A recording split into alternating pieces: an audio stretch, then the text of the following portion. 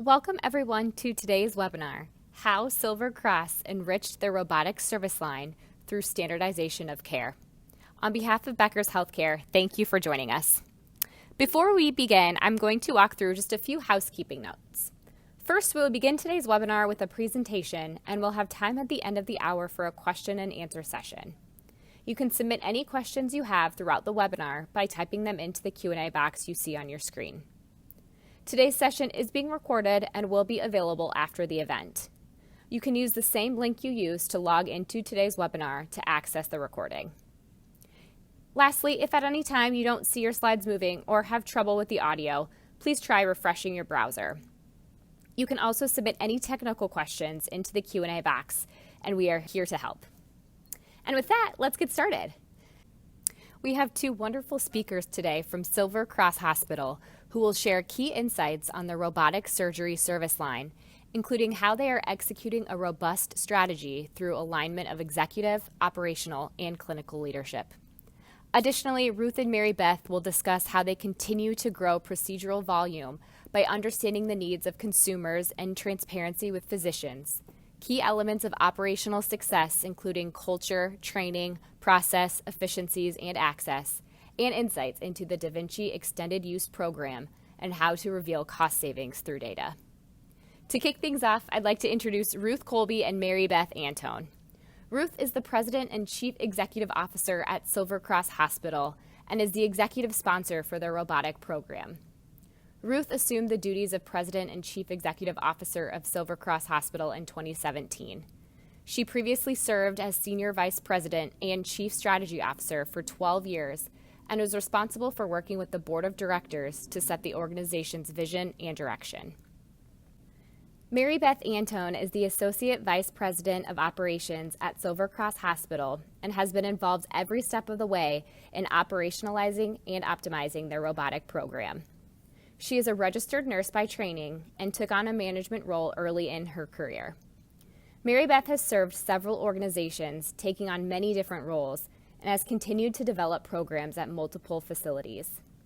She has been at Silver Cross for 18 years, where she has overseen cardiology, imaging, surgery, and other interventional areas, and assisted with the development of the procedural care unit. Ruth, Mary Beth, thank you both so much for being here with us today. And Ruth, I'll turn it over to you to begin today's discussion. Thank you. It's a pleasure to be here today, representing Silver Cross Hospital, sharing our robotic journey, and talking about the partnership that we have created with Intuitive. Let me begin by sharing a few facts about Silver Cross Hospital. We are located about 35 miles outside of Chicago, and in 2012, we built a replacement hospital with 300 beds.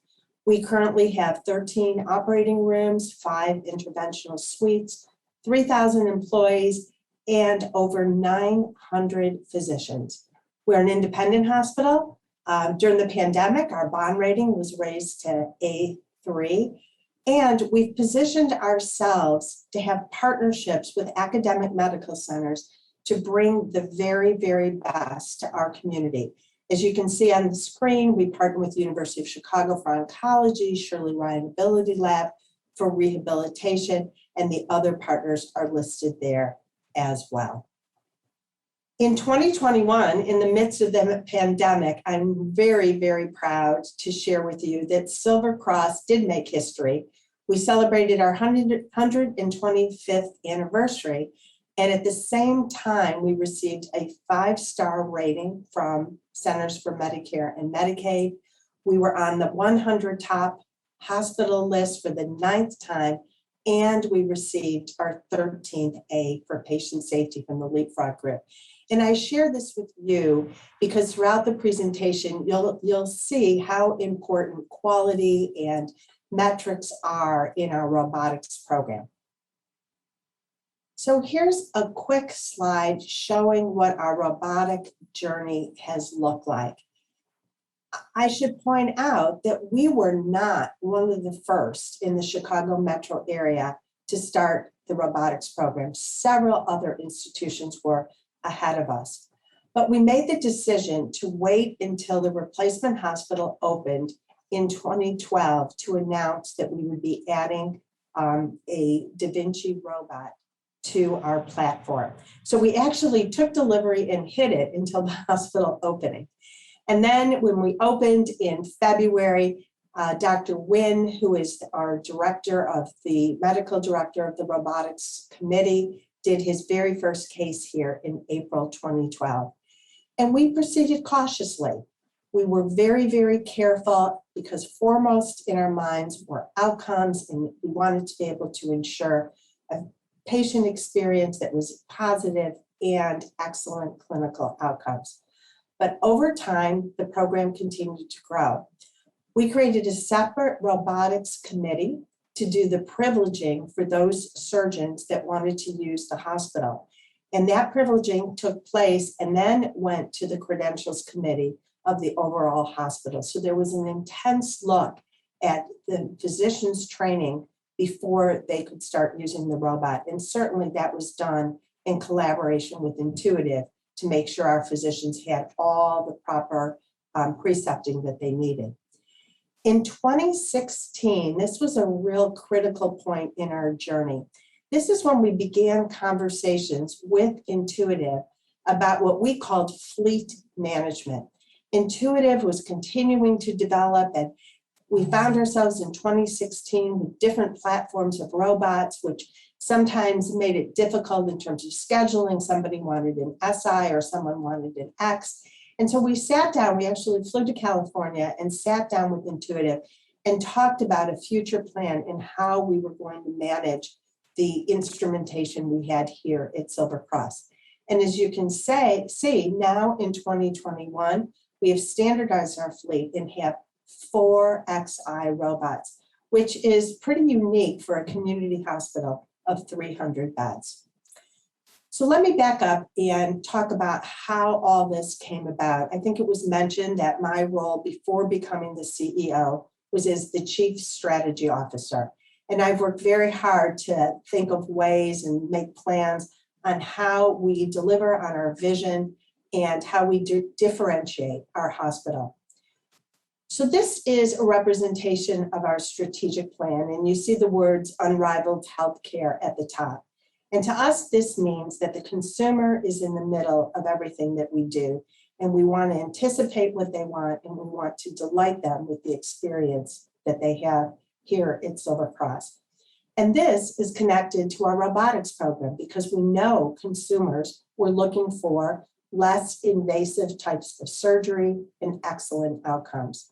And then you can see the strategic imperatives around the star that are the 5 things that we focus on in our plan.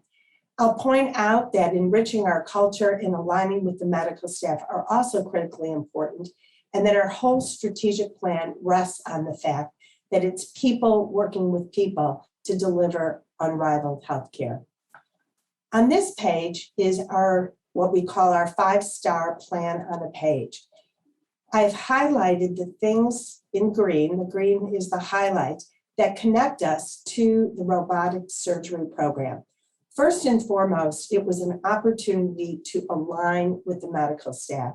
I mentioned that we have 900 physicians here, but I didn't tell you that over 90% of them are independent practitioners. This is very unusual.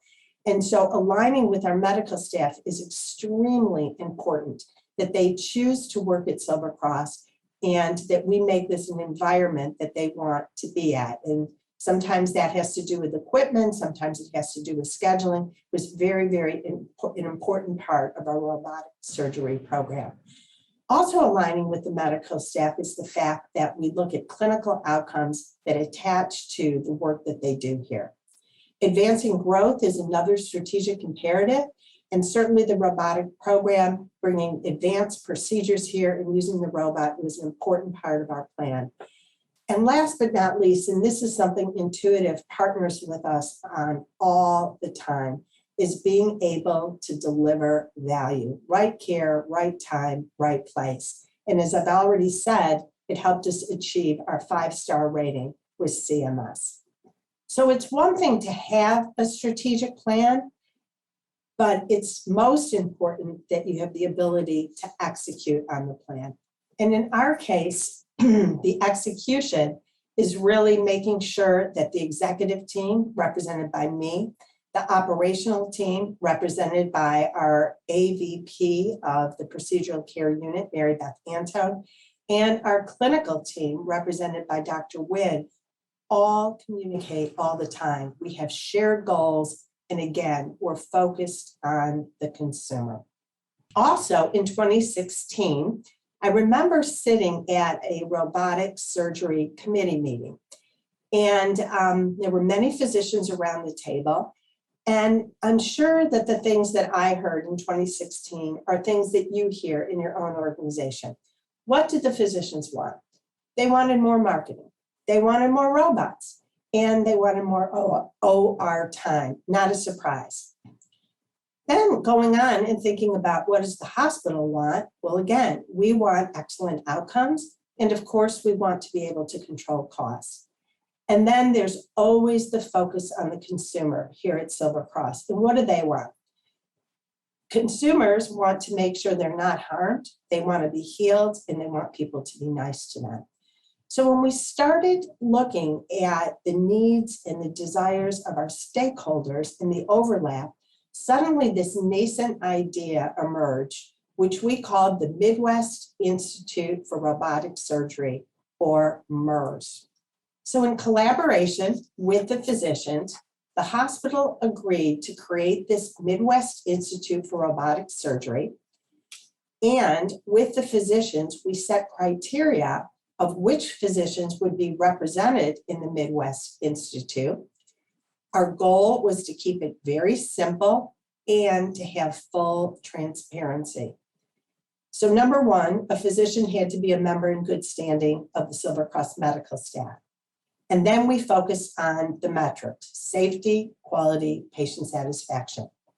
So the first metric is a physician has to have a reasonable amount of value at Silver Cross. I think the physicians said no dabblers. So a commitment to work at Silver Cross. And, you know, in addition to that, it's the idea that the more volume somebody actually does, the better the results. So we set volume thresholds by specialty.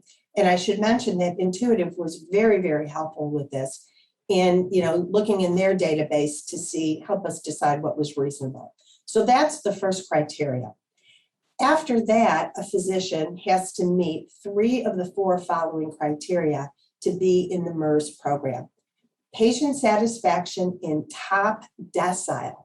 And that was an intense discussion, 90%.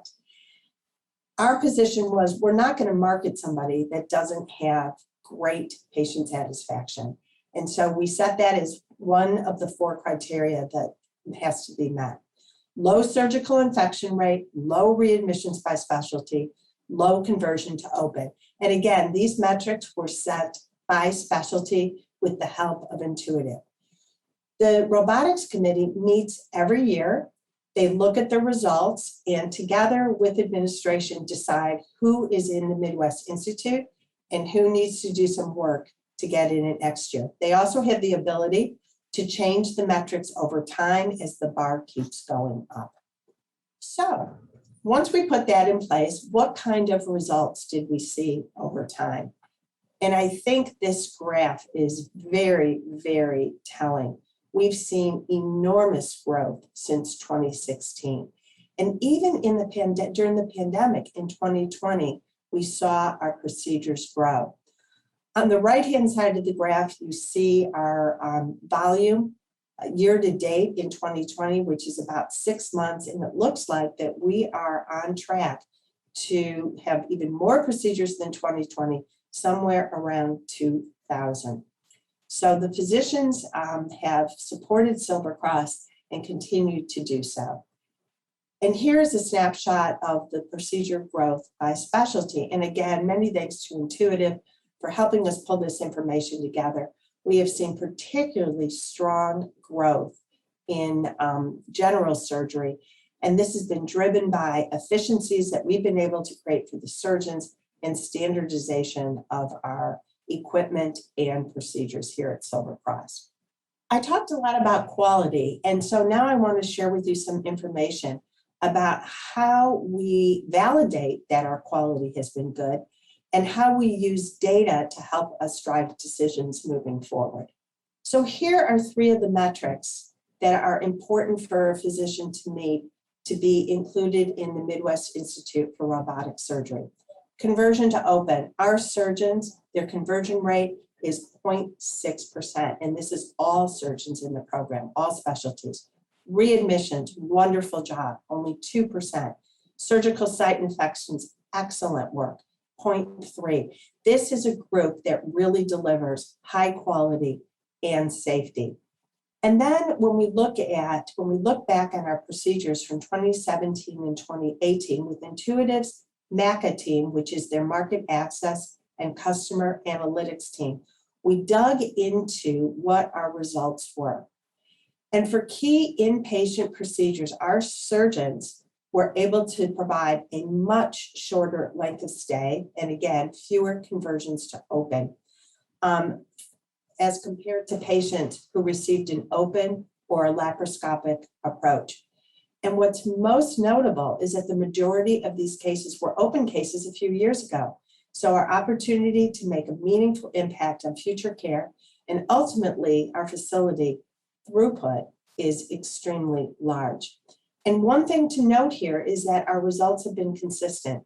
In 2017 and 2018, we held steady at 1.4 length of stay for Da Vinci procedures and 3.5 for open procedures. This is for all applicable robotic procedures. Specifically looking at colorectal procedures, again, the results have been excellent. You can see that our length of stay is significantly less than open, as you would expect. And we've seen referrals increase to our surgeons and volume increase over time because of the excellent outcomes. This all contributes to the financial picture at the organization when viewing through the lens of value-based care. And I note that our commercial payers have increased their reimbursement due to the excellent results we've been able to post. And this next slide shows that the reimbursement trends have been favoring outpatient, minimally invasive surgeries. Another high growth procedure for us is hernias. And as you can see, the reimbursement has gone up. And this helps the bottom line of our hospital year over year. Here is some more information about inguinal hernias. In 2014, 73.2% of our hernias were performed open. And then look at 2019, only 19.1% were open. 80.9% are performed minimally invasively, 80.9%. That's a 53.5% reduction in open surgeries for inguinal hernias. I mentioned at the beginning that our partnership with Intuitive has been very important to us and very special here, both in terms of how we manage the equipment we have, how they help us with data and understanding cost efficiencies. Most recently, Intuitive has been working very hard on extended use instruments. Their innovation aligns with our five-star plan. And recently, they redesigned some of the 4th generation reusable instruments and received FDA approval. So this is an opportunity to reduce costs per case. And here are just 4 procedures that we will see impact over time because of this ability to use some of the equipment more times and have a cost savings. If we look at what our cost savings have been, again, in partnership with Intuitive, we have seen some dramatic changes over time. This represents just a few of the procedures, but we're seeing cost savings against the board.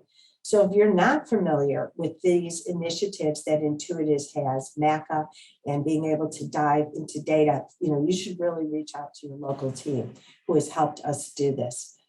These instruments, by the way, the extended use instruments are only available on the 4th generation platform.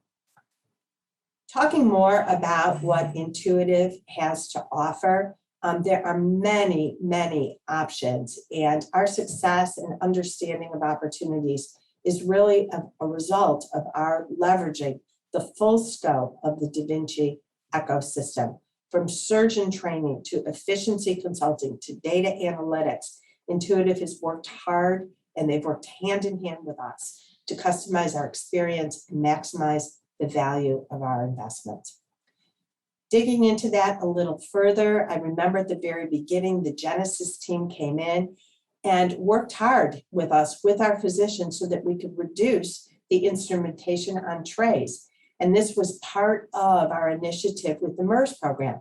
As the physicians, were more efficient and using less instrumentation on the trays, we agreed to continue invest in marketing, use that money to expand the number of robots we have at Silver Cross. I mentioned MACA Consulting, which has been very, very helpful doing custom hospital analytics, and they have helped us target appropriate to open and minimally invasive opportunities. So as far as marketing is concerned, our physicians are delighted to see their faces in the paper and on social media and in all kinds of marketing materials across our service area. So here's an example of the ones who are currently in the Midwest Institute for Robotic Surgery. And you'll note the tagline that we use. There is safety in our numbers. Going back to the idea, what do consumers care about? Don't harm me, heal me, and be nice to me. So we've used paid advertising and patient stories, and we have a very strong web presence. And many of our surgeons do patient lectures, which will resume again this fall. Here's some other examples of heartburn. We can stop heartburn for good. Here's hysterectomy. This isn't your grandma's hysterectomy. And hernia so advanced that we teach robotic hernia surgery to physicians all over the United States, which I should mention, we have two physicians here at Silver Cross, Dr. Gamagami and Dr. Merhi, who both train physicians actually from all over the world here at Silver Cross. This gives you a sense of the results. This is only a month and a half, and how many page views we've got on Google, and then how we turn these into actual referrals to the medical staff. We have enjoyed our relationship with Intuitive. We are proud of the growth and, most importantly, the quality of our robotics program.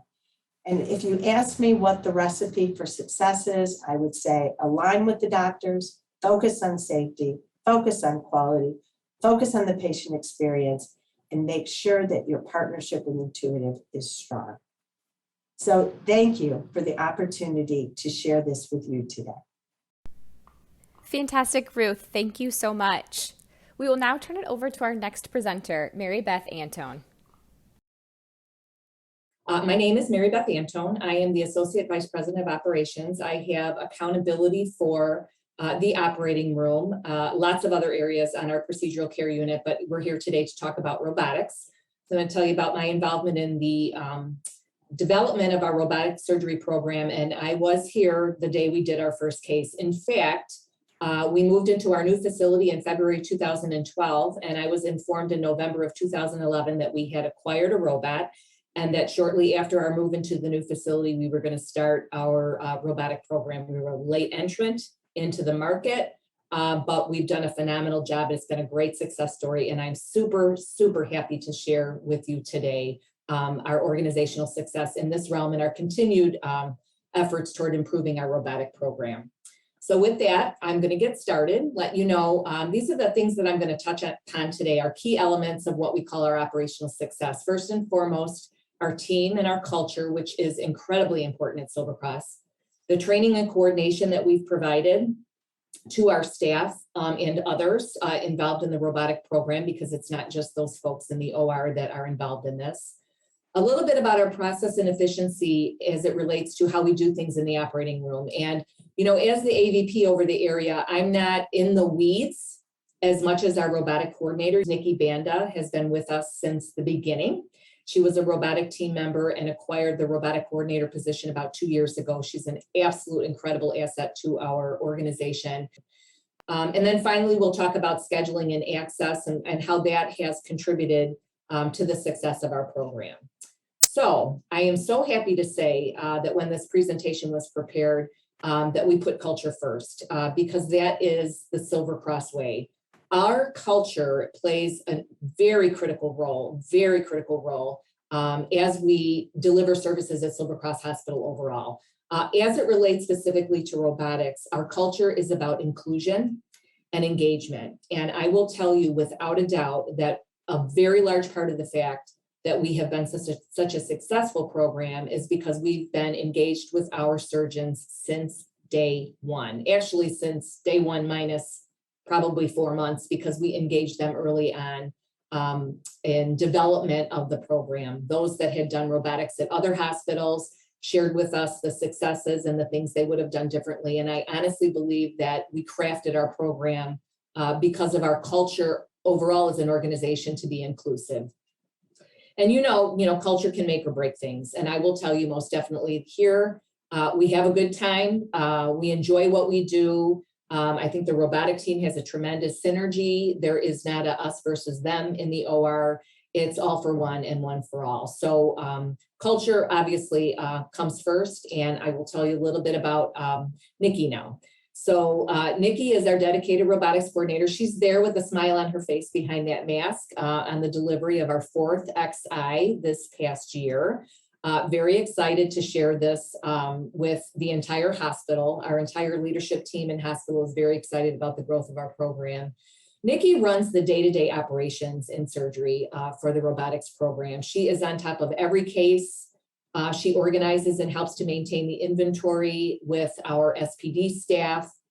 She was pivotal in creating some processes, and we'll talk about that a little bit later, that helped us to be more efficient. But she's got a tremendous amount of support from the staff and the surgeons. They just love her. They think she's great. She is not afraid to speak her mind. She was somebody who it was really, really easy to make the case for a dedicated robotics coordinator, in large part because before we even had that title, she was doing that job. You know, we had a structure of team leaders throughout the operating room, and we had a team leader for robotics, but it just wasn't the same as having somebody sitting at the table at our robotic committee meetings, supporting the staff, listening to what the physicians had to say. She does a lot of things, but she really kind of runs the show. Okay, she reports directly to me and the OR manager, but she runs the show and she's fantastic. So there's our robotic team years ago. Just, as the AVP over this area, I attend the leadership meetings for the hospital, and I was blessed with the opportunity to come to the leadership meeting a couple times to give them an update on case number 1, case number 100, case number 1000, case number 5000. And always, I would bring some of the team with me to say, part of the reason that we do so many cases here is not only because we're clinically very astute, but I do think that the camaraderie in the robot room with our surgeons is a different mix. They have a lot of fun. They work very hard. Don't get me wrong. They work very hard, but we are known as a PCU, which is the procedural care unit, which is where our OR is located. And our robotics team, part of the reason we do so many cases on the weekends is because early on they would be asked, would you be willing to come in and support me on Saturday or Sunday? And they would say, yes, this is what we need to do. That's what we'll do. So a great testament to the culture, not only of our organization, but most definitely of our robotics program in the operating room. The other thing about our culture, and these next 2 slides are actually just some examples of how we communicated and made decisions during the most recent year of our pandemic, and how we were providing access to our operating rooms based on physician input, surgeon input, and what was just basically going on. I'm sure all of you, had this in your areas too. We had to suspend elective cases, but does that mean that all robotic cases are elective? No, we do robotic cases to, treat people all the time. So we have a multidisciplinary approach to decision-making, and this includes leadership from all levels of the organization, straight up to our CEO, Ruth, who you were greeted by earlier. She's got a great can-do attitude. She recognizes the importance of keeping the procedural train moving, but it trickles all the way down through our physician staff, through leadership and over our clinical areas, right down to staff in general. How do we make decisions on how we are going to provide care? And during the pandemic, we had a very structured approach to that. But everything that we do is to maximize patient safety, to make sure that we're delivering top-notch care in a safe manner. And sometimes decisions that are good for one part of the organization aren't good for the another part of the organization. So we have to look at this collectively as a group. So first, it's multidisciplinary decision-making. We're having all the stakeholders at the table, and we do this a lot in robotics through our robotic committee meeting. And then there's also daily communication. So this is an example of our COVID dashboard that was shared throughout our organization and continues to be on a daily basis here at Silver Cross Hospital. But specifically on the sharp end, in the operating room daily, we have a daily safety huddle where we talk about issues related to safety, issues related to what's going on in the case today, what we're looking at for days out. And that daily safety huddle in the operating room is a subset of a safety huddle that we do house-wide. Every single morning for 20 minutes, we get together and we go department by department talking about what's happening in the hospital, what achievements are we having today, what challenges are we having today, and things that we need to be on top of to make sure that we continue to provide safe, effective care in our hospital. Physicians are invited to participate in those huddles, both at the organization-wide as well as at the surgery level, and they do. They either call in by phone, or when we were meeting in person, they would pop in, especially when we were celebrating a milestone, specifically in the operating room, such as a surgeon's 1,000th case or the introduction of a new technology. We would share that with the house so that the celebration and the knowledge of what was happening in our organization as it relates to the robotics program wasn't just local, it was actually house-wide so that we could share the pride together.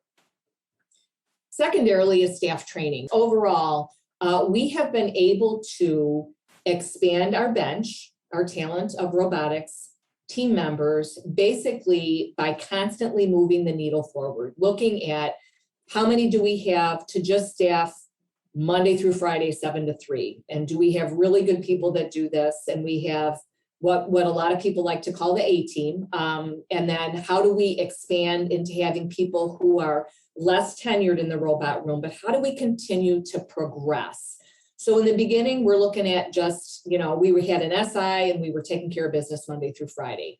Then we started to grow our volume. Then we started to add more surgeons, more technology, more robots. Then it became, okay, do we shut off the robot at 3 o'clock in the afternoon? No, that doesn't necessarily work for surgeons who want that resource. So managing our robotic staffing has been an evolution since the very beginning. And I'm very happy to say that although our initial team consisted of only a handful of people, we have more than 40 individuals now who are trained on our campus to provide robotic support to our robotic surgeons.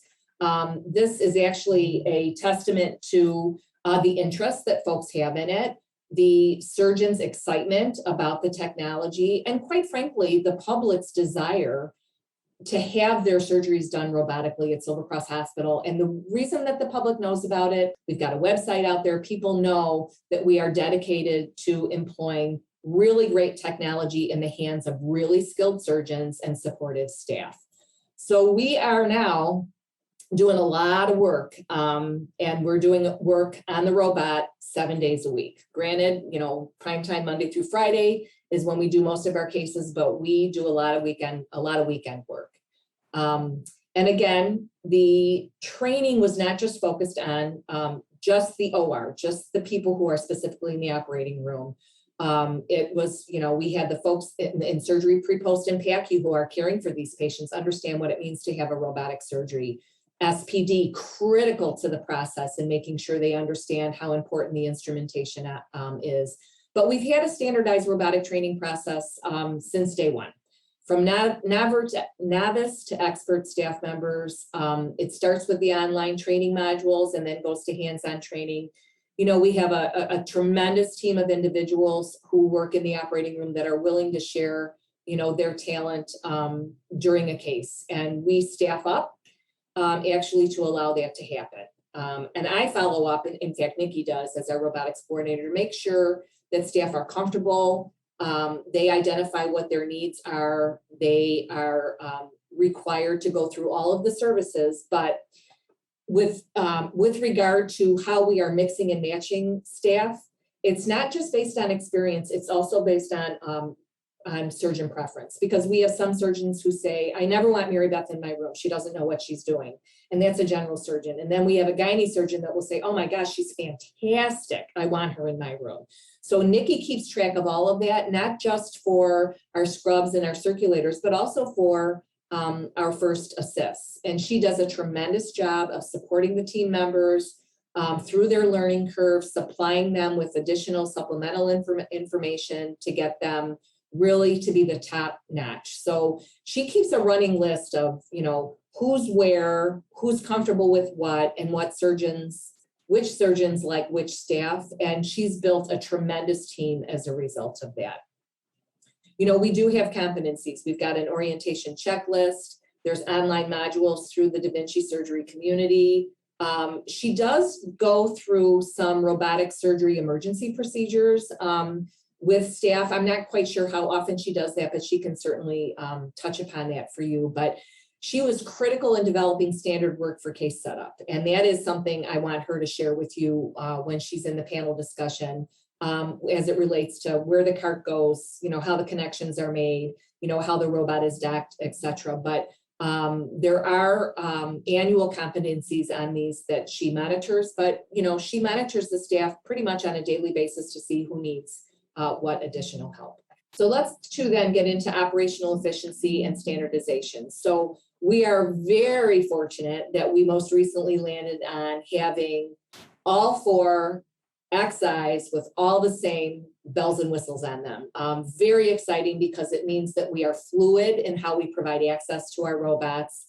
Surgeons never have to worry about, having the robot that doesn't have this, having the robot that doesn't have that. And I will tell you, this was an important message that made its way straight to the top, to our CEO and our CFO, when we were looking at, should we acquire more robotic technology? Because you remember, as all of you did, through the pandemic, we had a dip in all of our surgical volume. And, some people think that, robotic surgery is just this fun little way that we do things, not necessarily recognizing it's a critical tool to treating patients. And through the program where we were able to bring an additional XI on board into our organization to kind of play catch up, we recognized that having all 4 of the same platform was phenomenal. So the standard setup, having a lean inventory, just contributed to consistent turnover times and processes, made our anesthesia staff comfortable because of the technologies and capabilities that are important to them as anesthesia providers for these cases. And, we all know that, poor SPD, the folks that, live in the basement, that work so hard on a critical foundation to all of our procedural processes, to have them have one set of instrumentation for one technology was just actually wonderful. Now, I will tell you too, this kind of all was a result of having just a wonderful partnership with our Intuitive folks. And that's, straight from the top at Intuitive as well. But I will share too that, the clinical staff, Allison Farm, who comes and spends time with us, she is just phenomenal and works side by side with Nikki and our staff and our surgeons to make sure that we have everything we need. And when we talk about standardization, you all know, you've probably all gone through the Genesis program. We've done that several times, I think. And what we've learned from that is that having standardized equipment and processes really, really helps. But you also have to, and I'll move forward here, work on using lean principles to make sure that what you have in your operating room is just very, very standardized and quick and lean, and let's get all the fat out of it so that we can be super fast and super efficient for the sake of the surgeon and the patient. Specifically as it relates to OR, I do know that there's a standard layout. We are fortunate enough to have 4 ORs that are all robotic rooms, and they all share a central core. So we have peel pack instrumentation in the central core, literally right outside the door. We don't move a robot from room to room. Those are robot rooms, and surgeons use those rooms to do robotic cases and non-robotic cases in their block time. We have, and I'll talk about block in a little bit. What I do want to make mention though is in regards to our core, the 4 ORs with the core in between, we staff our rooms with robotic staff, obviously, but when we have additional staff, we will have a float person who kind of floats in and out of the rooms. And we do have people who are robotically trained that will be a robotic float as well. And that helps with our efficiencies as well. Again, for case setup, our case setups are very simple. They're consistent. They're standardized. This is just an example of a task overlap model in creating standard work. This actually was something that we did even before we had robotics, as we were looking at how do we create standard works to keep people in their lanes. But no matter what format you use to outline your task overlap processes, if you haven't done that before, make sure that you involve your team in the development of this, because they're the folks that are at the sharp end. They're the ones that can tell you, oh, you missed the fine things that I do here or there. And then finally, on the instrumentation side of things, a lot of standardization, a lot of organization. You could tell me to go into the core to find an instrument, and I would be able to find it because it's very, very, very clearly and visibly labeled. It's categorized in an alphabetical way. This is huge for anyone because sometimes people have to go, get those instruments that really might not know what they are if you're short on staff. And then finally, frequent preference card review. We have the Cerner system for our scheduling and perioperative documentation, and we have a really robust preference card process that we can use to pick off things that haven't been used. You can pick an instrument and say how many times has it been used in the last 100 cases, and it will tell you whether or not it needs to fall off. There's probably a lot of functionality there that we don't use, but we are so standardized, and we created that standardization through the robotics committee. A lot of the incentive for the surgeons to help create standardization was that we would reinvest any savings from that into the program. So the preference card review is not only from the team or from the robotics coordinator to the staff, but also to the surgeon. And then leveraging our data, let's talk about, we're getting lean, we're getting standard, we're getting efficient. So how do you do that? Well, you need data to do that. So you have to look at your par levels, look at lean inventory measured. As we moved forward to peel picking our instruments and determining our par levels, we were able to save money. It was not easy, but I'm speaking from experience. It was well worth it. The steering committee, which consists of all of the robotic surgeons, anybody that wants to show up can show up. They were aligned with our goals to help this. And again, it was because they knew that any savings would be reinvested in the program. So we looked at highly utilized, lesser utilized, and most lowest utilized instruments. And that's kind of how we broke it out. We actually also took it by case. I think we started with gynae. There was a lot of variation in gynae. But, if you use the 80-20 rule, it'll work. So, but again, it was physician engagement that was critical. Without their engagement, it would have been us telling them what to do. They basically had a seat at the table and their voice was heard. How you can find these things out, how many instruments are being used. I don't know if you access the customer portal. The website is listed down on the bottom of the slide, but you can view your orders and check your status. You can submit online order forms for exchanges, et cetera, et cetera. Finally, let's talk about scheduling and access, which is near and dear to my heart. This is something from a business perspective that I'm tasked with to make sure that we're making use of the most utilization that we possibly can in our ORs. For those of you who have scheduling systems and maybe even have Cerner, this is just a snapshot of what our OR schedule will look like. I took a Monday that was pretty well filled. The first 4 columns are our robot rooms. We do have a very heavily blocked OR schedule.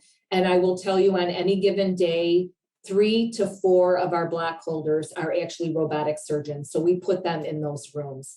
We were encumbered a little bit over the past couple of years because we started an open heart surgery program and had to have a room open for CV at all times.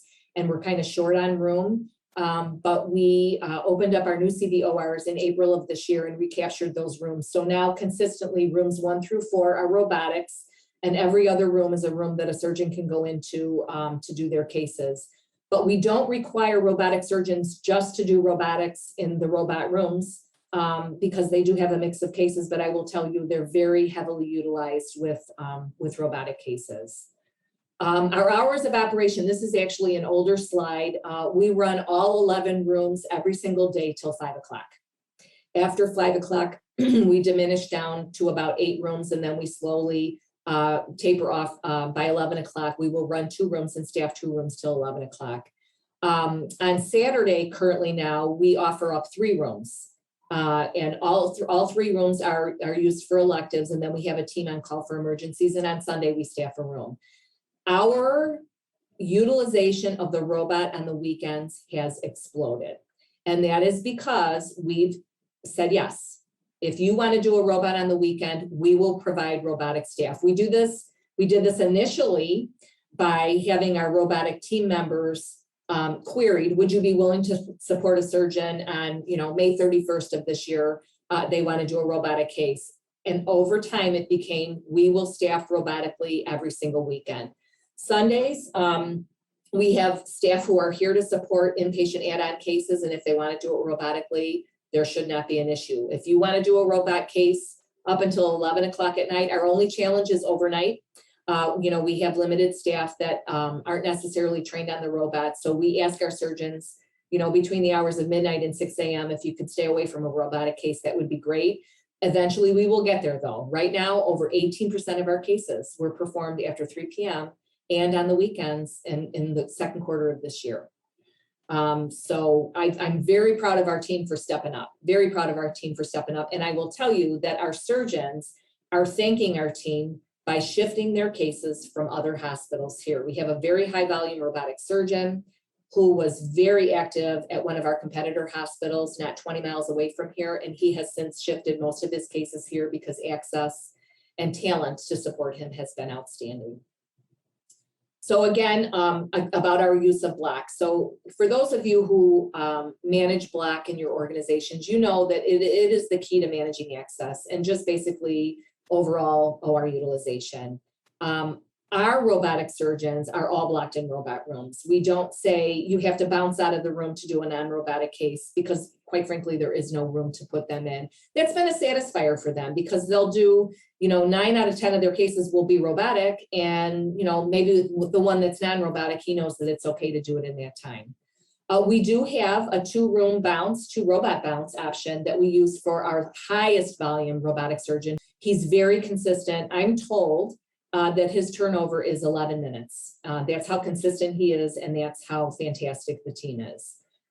We do have an inpatient add-on room that we keep open every single day because we are an acute care facility, obviously, and we have a lot of inpatient add-ons, general surgery cases, and the robot on select days when available is available in that room as well, because if a general surgeon wants to do a robotic chole, we want to make sure that they have the access that they need to be able to do that.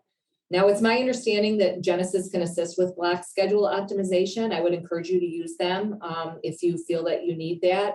I'm certainly, I've been doing this for, 10, 12 years now. I'm more than happy to answer any questions you may have if you'd like to reach out to me as well.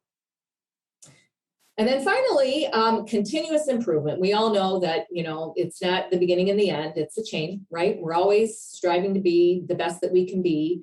And we want to be a world-class robotic program. So we're always assessing our opportunities. And how do we do that? We're looking at training.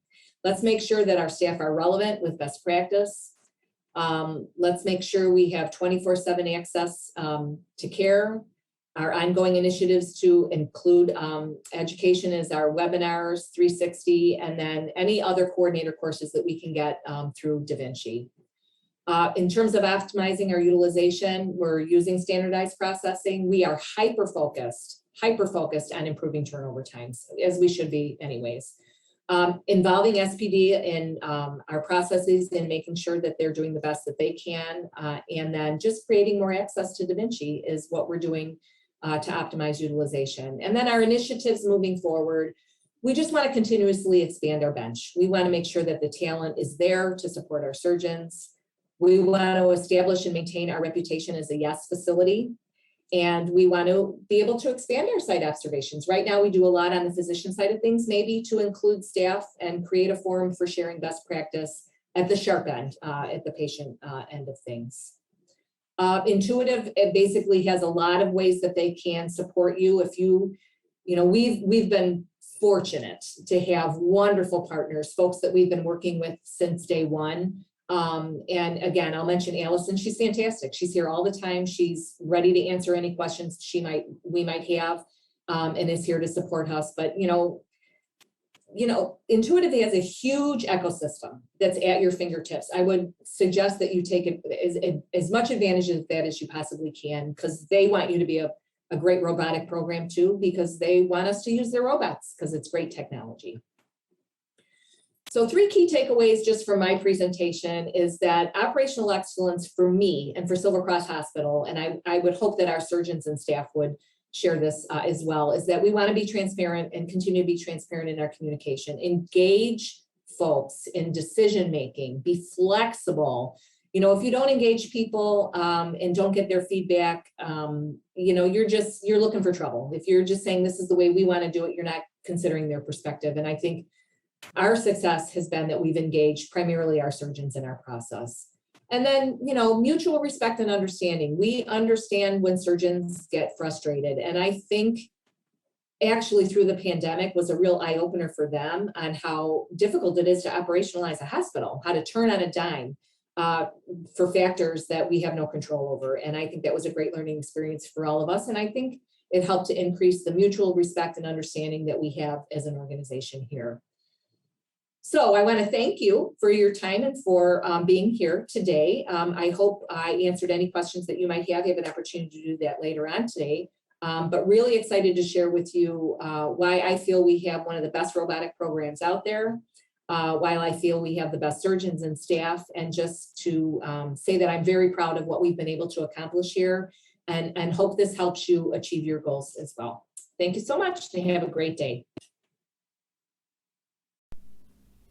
Fantastic. Ruth, Mary Beth, thank you so much for that excellent presentation. And we will now turn to Q&A. So as a reminder for our attendees, if you have any questions for our presenters today, you can submit those using that Q&A box that you see on your screen.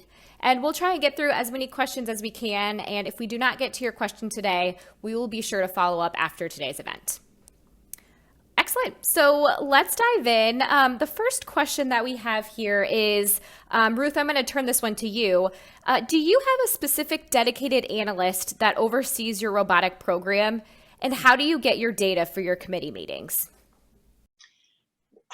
Well, let me say that Mary Beth is a whiz with data, but we do have a BI, a business intelligence team that will pull data from the Cerner. We're a Cerner hospital.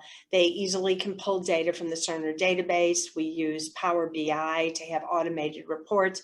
We have scorecards here on everything, and robotics is no exception. Mary Beth has tailored that, so we have the information we need. We look at on-time starts. We look at what's the cause of any delays, what's the hospital's fault, how can we be better on making sure all the patients are ready for surgery, and we review the scorecard monthly. So we're big data people here, and we try to make our decisions based on data. Intuitive has also been extremely helpful with data. The database that you have and that you've allowed us to interrogate, we have answers, many questions that we've brought. You're able to look in your database, share information with us, especially as it pertains to benchmarks, because we would not have that otherwise. So we take all of that into consideration, and that's how we make decisions about the future. Fantastic. Thank you so much. What really stands out at Silver Cross is the culture that you've created. And there's a challenge in building a team in the face of a nursing shortage. So the question here is, are you all dealing with that? And if so, how are you managing that currently? We certainly are. We're no different than any other hospital that has experienced what we all have over the last 18 months. Lots of folks who went into healthcare to help people, and this pandemic has been very overwhelming for a lot of folks. So we are blessed with a group of nursing individuals that do work at this hospital that speak very highly of us in the community. So as people leave, they're making referrals to individuals, friends, former classmates, people in the community that maybe stepped out of healthcare for a while to say, why don't you come back and work at Silver Cross? Because it's such a great organization to work for. We're obviously, pulling out all the punches like most other organizations with offering sign-on bonuses and referral bonuses for staff in the organization that refer. But I think our reputation in the community and our growth since the move to the new facility is opening up the eyes of a lot of folks who haven't discovered us yet. And within the OR specifically, we have talent in the OR that is well networked. And because we are so immediately adjacent to highways that easily connect to the downtown hospitals, a lot of folks that live in this community that have been driving downtown to those academic medical centers are now saying, gee whiz, I could contribute in the same way that I do there at this sleepy little hospital, Silver Cross, that has become this regional medical center, literally right in my backyard. So it's been tough. It continues to be tough, but our reputation in the community and the folks that work here that are sharing that reputation in the community are helping us to recruit additional talent. Excellent. Thank you so much. This next question here is, what has been the biggest financial impact that you've seen from standardizing your robotic fleet? That's a great question, and we do measure that. First and foremost, we look at quality. When you have good quality, I think it's been shown over and over again that your costs go down. So that's first and foremost in terms of what we measure and how we do things. But there is actually a really good example. When we first came up with this idea of the Midwest Institute for Robotic Surgery, we challenged the surgeons to have standardized trays and not to have so many things on the trays and not to have equipment on the trays that did the same thing, 2 different kinds of scissors and this and that. So the physicians worked really, really hard to reduce the cost of the trays. It had great deal of positive effect on sterile processing. It wasn't as hard to get things to the OR quickly. And we also were able to measure the cost savings. And over an 18-month period, we saved close to $1 million. So standardization, quality are the 2 things that we measure all the time to drive a successful program. And that money then gets reinvested, whether it's in MERS marketing or new equipment or new parts of Da Vinci that we need here. Fantastic. And a follow-up question here. When do you decide to reinvest and acquire a new system? Well, the first thing we look at is utilization, and Mary Beth will provide statistics about, like she said, minutes used on the robot. So when we start creeping up to 75%, is that about right, Mary Beth? 75%, yeah, pretty much. We get nervous. We get very nervous. So that's one data point that we look at. But I'll be honest, it also depends on what we're hearing from our surgeons. They know when utilization is getting very high and access is getting hard. So they're typically knocking on our door. It also depends if Da Vinci wants to have if there's a sale.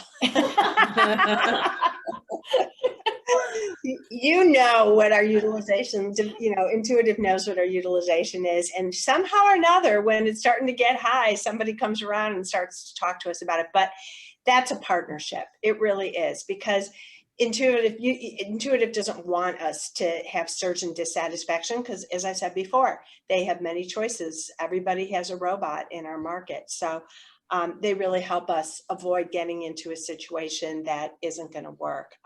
It depends on recruitment. So recently, we have a new thoracic surgeon here, and she is starting to use the robot. So as her volume shifts over to the robot, that's something we consider. ENT took on the robot. It was pre-COVID. So we look at recruitment, we look at new specialties using the robot, we look at more general surgeons coming on, and in partnership with Intuitive, we pretty much know when it's time. We do plan ahead, and I think I talked about this a little bit on fleet management. We want to be very aware of what's coming out of Intuitive's pipeline so that we don't get caught not having something that our physicians think is the latest and the greatest. It has helped tremendously to have all XIs. I think the team would agree on that. Very helpful. Thank you so much. Mary Beth, I might throw this next one to you. This person asks, can you give detail about the block release timeline? We have, I'll just start by saying we're a heavily blocked operating room. We have over 90 surgeons in our block program. And I think we have about 25 surgeons who have robotic block. And when we initially started with the robotic block concept, we said, you have to do all your robotic cases in that room. You can't do a non-robotic case. And then we realized, well, we're so heavily blocked that if you have a case mix of 6 cases that day and 5 of them are robotic and 1 is not, we didn't have another room to bounce you out to. So that's why we allow surgeons right now to utilize their robotic block as they see fit. We just want them to use the time. But the robots are highly utilized because we monitor robotic utilization on a minute-to-minute basis. The release time for a robot is 7 days, just like it is for the great majority of the specialties that we have. We have other specialties where cataracts, for example, you don't need to hold on to that room 7 days before. I will tell you, on occasion, we have times where we manipulate or we make exception to release times based on different specialties. We just haven't had to do that yet with robotics. We do have we have 1 surgeon who bounces 2 robots. And if he doesn't have, in order to bounce 2 rooms in any specialty, you have to have a minimum of 6 cases. So if he were to ever have less than 6 cases at 7 days out, he'd lose that second robot.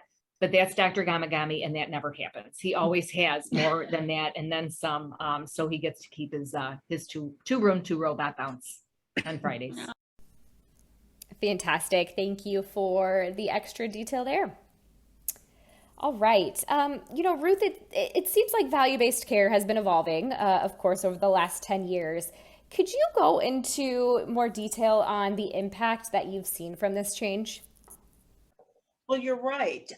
2 of the MERS criteria are part of CMS 5-star program. That's, the satisfaction metric and the readmission metric. The other 2 have more to do with minimally invasive surgeries.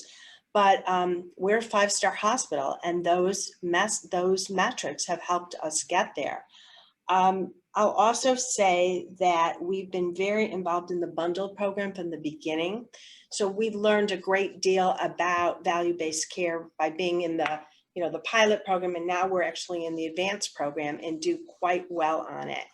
We're also in the Medicare Shared Savings Program, and we have downside risk. And I think just yesterday, we got information that we did extremely well on that. But it all comes together. It all comes together in terms of readmissions and satisfaction and the other quality metrics that are so important in value-based care. So we're an organization that has embraced risk. We don't have full risk contracts, but some ways you can think about, Medicare Shared Savings Program with downside being as close to full risk as many get right now. We will be prepared to take on full risk once it's available to us through our payers. We have a great relationship with Blue Cross. We're anxious to grow Medicare Advantage business here with them and others. We're not exclusive to them.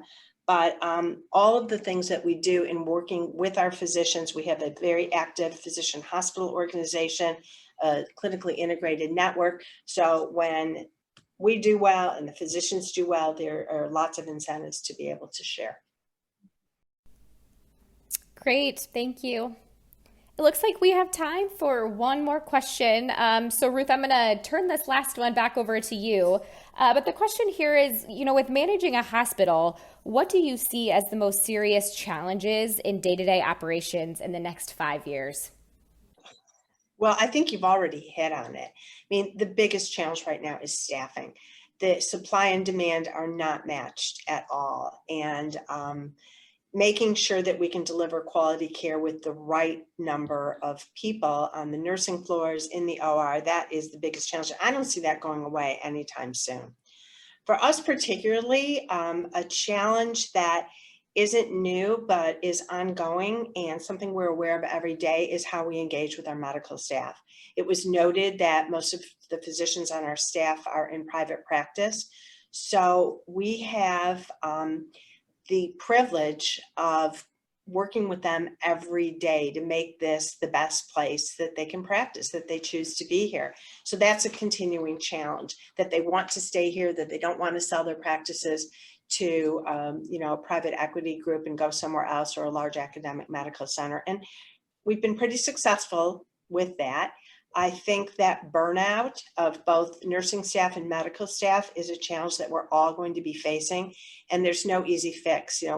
We have an extremely active wellness community here that's run by members of our medical executive committee, and working very hard to reach out to physicians, to drive some social encounters, to provide resources, counseling support, financial support, anything you can think of, you name it. But we're going to struggle with this for quite some time, and people are going to be more and more interested in work-life balance and being able to, I think, this pandemic was a real wake-up call, and it was for me, it was for all of our staff, and we want to be able to have that work-life balance. The question is, how are we going to continue to serve the community at the level that we always have? Great. Well, unfortunately, that is all the time that we have for today. I would like to extend a huge thank you again to both Ruth and Mary Beth for that excellent presentation, and also to Intuitive for sponsoring today's webinar. For related content, you can check out our additional resources located on your attendee dashboard, and please don't forget to fill out our session survey. We hope that you enjoyed today's presentation, and we look forward to seeing you at future Becker's webinars. Thanks so much.